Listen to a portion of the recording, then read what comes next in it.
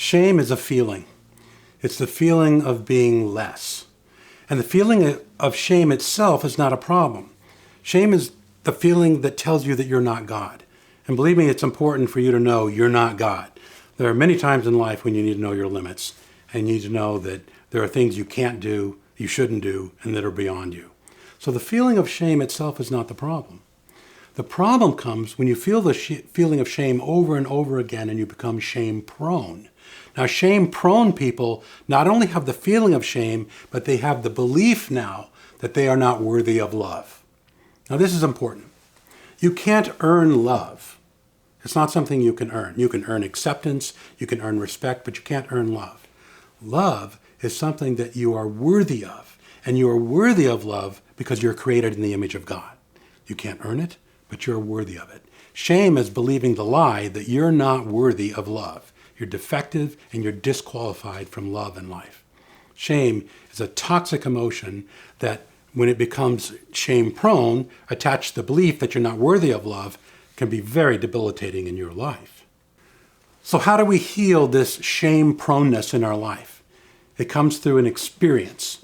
I can't just tell you, look, you've got a problem with being shame-prone and you need to stop it. You need to knock it off. It doesn't work that way.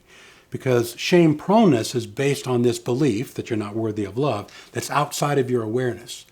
So it's not rational, and the rational brain cannot heal shame-proneness. So what does heal it? An experience.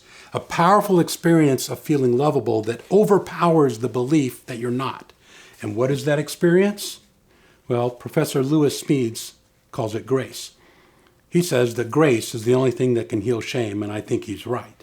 Romans 12:2 says, "Do not be conformed by the patterns of this world, but be transformed by the renewing of your mind." Now, Paul was talking about being spiritually transformed, but I think he's also giving us here the key to how shame-proneness gets healed in your life. You need your mind not just to think new thoughts, but to be transformed.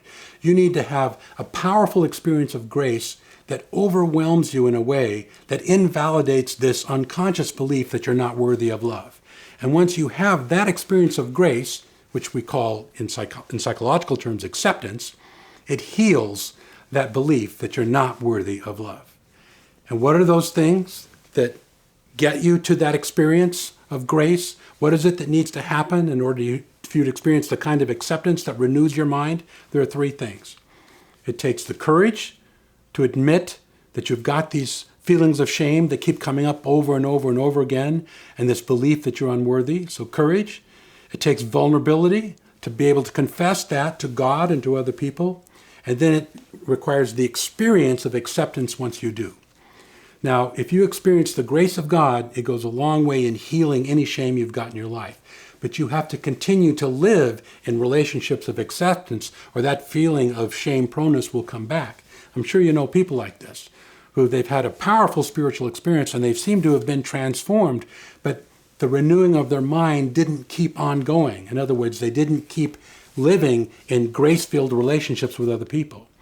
So to heal the shame-proneness in your life, you need to have the courage to admit that you feel shame, the vulnerability to confess it to God and others, and then to live in relationships of acceptance from now on. And then you'll know what it feels like to overcome shame in your life.